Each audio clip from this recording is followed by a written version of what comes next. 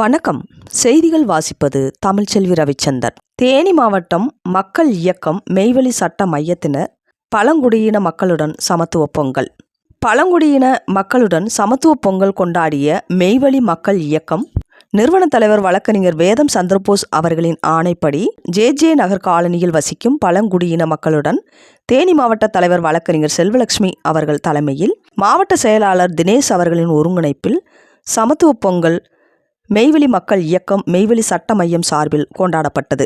உடன் அவைத் தலைவர் முத்து, ஒருங்கிணைப்பாளர் சுப்பிரமணி, இளைஞரணி தலைவர் ஈஸ்வரன், மகளிரணி தலைவி செயலீலா, துணைத் தலைவி அமுதா, நகர துணை செயலாளர் சிவா, காவிய பிரியா மற்றும் 200க்கும் மேற்பட்ட பழங்குடியின மக்கள் அனைவருக்கும் அன்னதானம் மற்றும் கரும்பு வழங்கி பொங்கல் இனிதே கொண்டாடப்பட்டது. செய்திகளுக்காக தேனி மாவட்ட தலைவர் வழக்கறிஞர் செல்வலட்சுமி. நன்றி, வணக்கம்.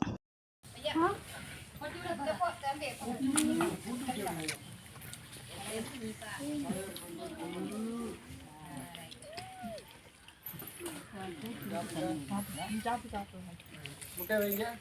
முட்டை தலைவர முட்டை வைங்க. முட்டை வைக்க வேணாம். போங்க. குருமா வைங்க. முட்டை கொடுங்க. வைங்க வைங்க. இப்ப சாப்பிடுங்க. சரி ரைட். சரி வாங்க நீங்களும் உட்கார்ந்து அப்புறம் சாப்பிடுங்க. வாங்க.